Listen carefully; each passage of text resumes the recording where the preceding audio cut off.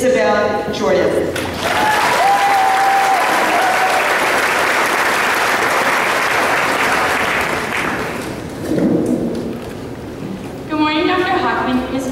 Dr. Adalbert, members of the Board of Education, distinguished guests, faculty, staff, and class of 2014. Today, June 26, 2014, we as a class are graduating the 8th grade. My question for you is, do we all really know what it means to graduate? The official dictionary definition is to have successfully completed a course of study. However, graduation means a bit more than that. It means changing, developing, growing, and moving on. For all of us, it means going on to Fox Lane Middle School and high school and other schools.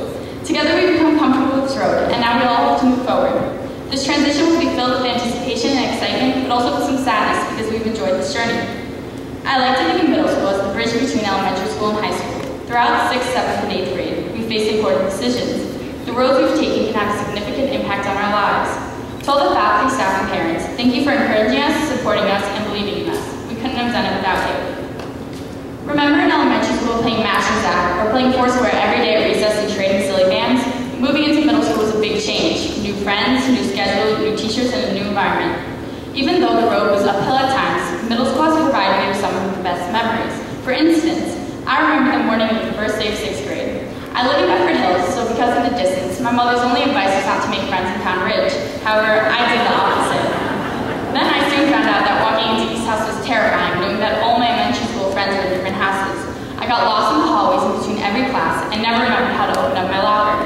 We walked through the school avoiding eye contact with the big 8th graders and grinning at our older siblings who pretended they didn't know us. I walked into every class feeling shy and scared that I'd sit alone. Making new friends was probably the scariest thing in middle school, in addition to all the tests and the fear of being dress coded.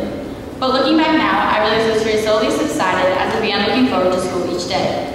In these past 3 years, despite your house, we've all been through the same things. The stress, drama, relationships, and achievements. Some of you I've known since preschool, some elementary or middle school, and some of you I never got to know. But together we have made it through the crossroads and speed bumps and made it to our next destination, high school. I don't think I ever realized how lucky I am for these opportunities, and now what scares me the most is that our future depends upon our decisions for the next 4 years. We have achieved goals, expanded our knowledge, developed passions and hobbies, and have become new people. School has been the place where we spend the majority of our childhoods, learning and growing as individuals. It's where we meet people who will influence us for the rest of our lives.